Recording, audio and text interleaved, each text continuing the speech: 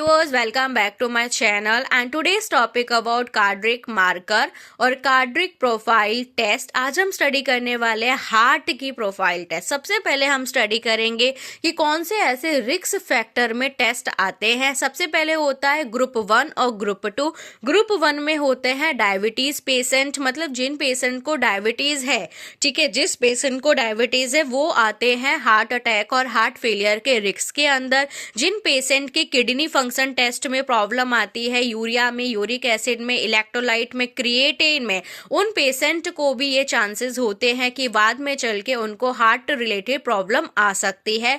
उसके बाद जो मेन इंपॉर्टेंट जो ग्रुप होता है लिपिड प्रोफाइल। लिपिड प्रोफाइल से पेशेंट को डॉक्टर ये एनालाइज करते हैं कि इस पेशेंट को बाद में चल के हार्ट रिलेटेड प्रॉब्लम हो सकती है। सो उसमें आता है HDL, जिसको हम कहते हैं good cholesterol, LDL bad cholesterol, triglyceride and cholesterol. So ये वाले जो दो ग्रुप होते हैं, ग्रुप 1 और ग्रुप 2, ये हाई रिस्क पे होते हैं हार्ट अटैक। अगर हमारी बॉडी में कोलेस्ट्रॉल ज़्यादा है, बैड कोलेस्ट्रॉल ज़्यादा है, जैसे LDL जो होता है वो बैड कोलेस्ट्रॉल, और ये अगर हमारी बॉडी में ज़्यादा है तो ये क्या करेगा, हमारे हार्ट के अंदर प्लेग का फॉर्मेशन करेगा। हार्ट के अंदर जो चर्बी है, लिपिड है, वो जाके एक्युमुलेट हो जाएगा और हमारा जो ब्लड है वो हमारे हार्ट के पास नहीं पहुंच पाएगा, तो वापस हमारा हार्ट भी कोई ब्लड पंप नहीं कर पाएगा, तो बाद में चल के हमें हार्ट अटैक और हार्ट फेलियर जैसी कंडीशन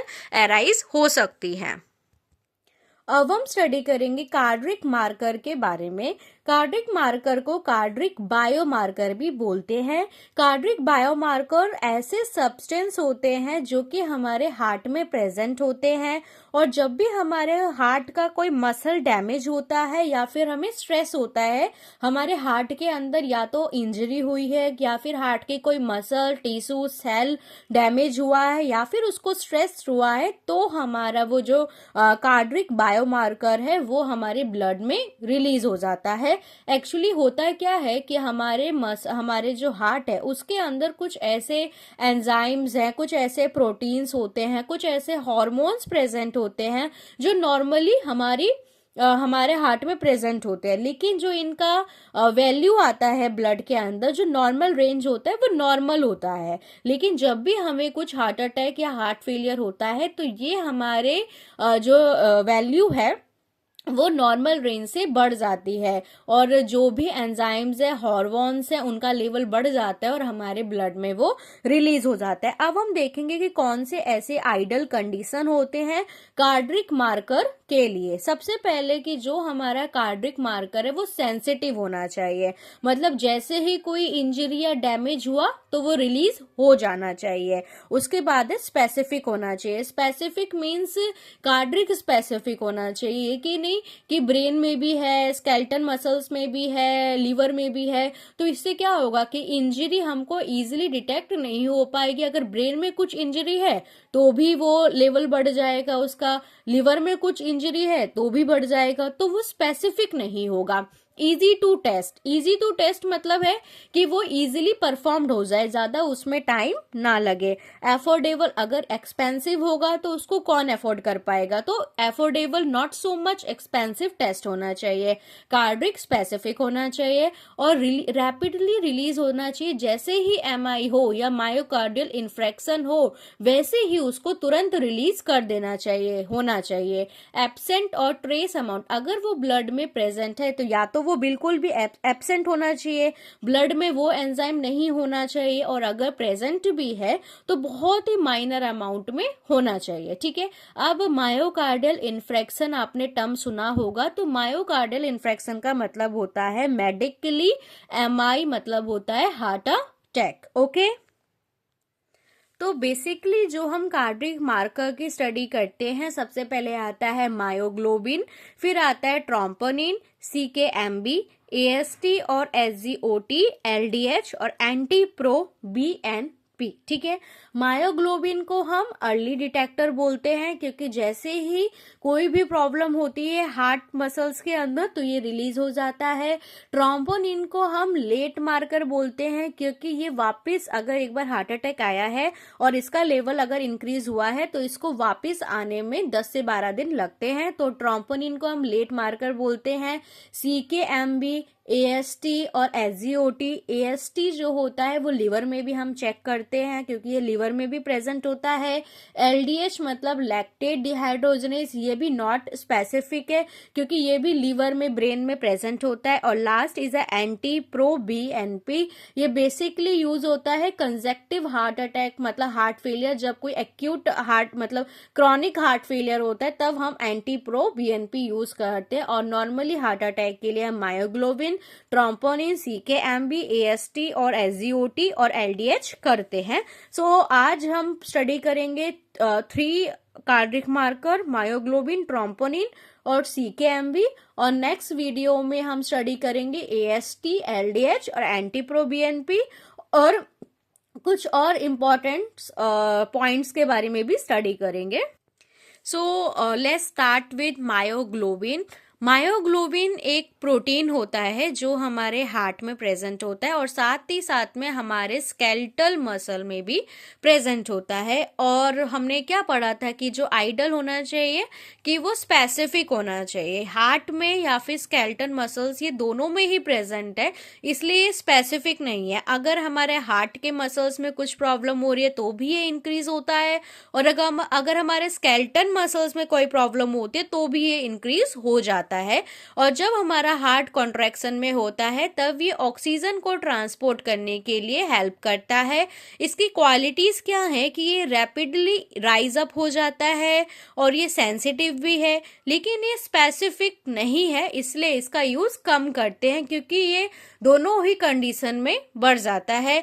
ऑनसेट इसका क्या है कि जैसे ही कुछ भी प्रॉब्लम हुई हार्ट में या स्केलेटल मसल्स में तो ये 30 मिनट के अंदर ही इसका जो वैल्यू है वो बढ़ जाती है, और ये पीक पे 2 to 4 आवर्स पर ये इसका जो पीक आ जाता है 2 to 4 आवर्स पे ये बिल्कुल हाई लेवल पे पहुंच जाता है, और 1 डे के बाद ये फॉल डाउन होना स्टार्ट हो जाता है, अपनी नॉर्मल का रेंज पर आ जाता है। इसका जो मायोग्लोबिन का नॉर्मल रेंज होता है वो 25 to 75 नैनोग्राम पर ml होता है। क्योंकि ये 30 मिनट के अंदर ही रिलीज हो जाता है ब्लड के अंदर, तो इसको हम अर्लीस्ट बायोमार्कर बोलते हैं, और ये बहुत यूजफुल भी है कार्डिक मार्कर में। जैसे कि हमें 1 घंटे पहले चेस्ट पेन हुआ, हार्ट अटैक आया, तो सबसे पहले यही रिलीज होगा। अगर ये रिलीज हुआ है इसका मतलब है कि पेशेंट को हार्ट अटैक आया था, क्योंकि ये with in 30 minute he increase हो जाता है। सो दिस इज 1 मायोग्लोबिन जो एक्चुअली प्रोटीन है और हमारे हार्ट और स्केलेटल मसल में प्रेजेंट होता है। सेकेंड होता है ट्रोम्पोनिन। उसके बाद जो सेकेंड मार्कर आता है वो होता है troponin. Troponin is also protein, ये भी प्रोटीन है और ये हार्ट में भी और स्केलेटल मसल दोनों में ही प्रेजेंट होते हैं। ट्रोपोनिन के 3 सब होते हैं, इसके सब टाइप्स होते हैं, ट्रोपोनिन C, ट्रोपोनिन I और ट्रोपोनिन T। इसमें से जो C वाला होता है वो कार्डिक में और स्केलेटल में दोनों में प्रेजेंट होता है, इसलिए नॉर्मली इसको टेस्ट नहीं किया जाता है। अगर हमको हार्ट का चेकअप करना है तो हम ट्रोपोनिन C का यूज ना करके ट्रोपोनिन I और ट्रोपोनिन T का यूज करते हैं, क्योंकि ये दोनों ही स्पेसिफिकली हार्ट में प्रेजेंट होते हैं। लेकिन आज के दिन पे now a day troponin I को ज्यादा प्रेफर किया जाता है as compare to troponin T को। Okay, so most specific troponin I किया जाता है, उसके बाद T और C को नहीं किया जाता है इतना ज्यादा। ट्रोपोनिन I और T को हम कार्डिक ट्रोपोनिन I और कार्डिक ट्रोपोनिन T को बोलते हैं, ठीक है। और ये इसका जो ऑनसेट टाइम है, जैसे ही पेशेंट को हार्ट अटैक आता है तो 2 to 4 आवर्स के अंदर ये रिलीज होना स्टार्ट हो जाता है ब्लड के अंदर, और 12 to 24 आवर्स तक एकदम पीक वैल्यू में जाता है और 10 डेज के बाद ये नीचे फॉल आउट होना स्टार्ट हो जाता है।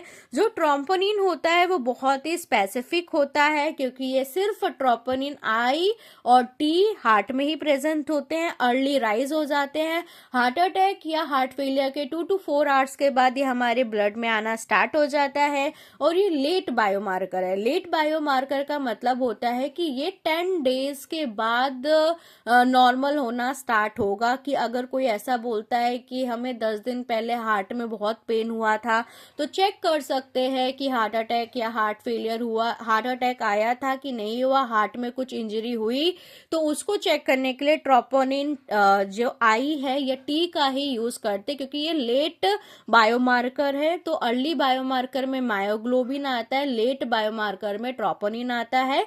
सो मैं बहुत इजी वे में आपको समझाने की कोशिश करी है मैंने कार्डियक बायोमार्कर प्रोफाइल। इजी आपको इतना समझ में आ जाए तो आप डीप तो कहीं से भी पढ़ सकते हैं। ठीक है, तो ये पार्ट 1 है, पार्ट 2 जल्दी ही आएगा, कल ही मैं बना दूंगी पार्ट 2 भी। So stay tune with me, ज़्यादा से ज़्यादा फॉलो करो चैनल को, सब्सक्राइब करो, कमेंट भी करो और अगर कंटेंट पसंद आया हो so please like it. Thank you.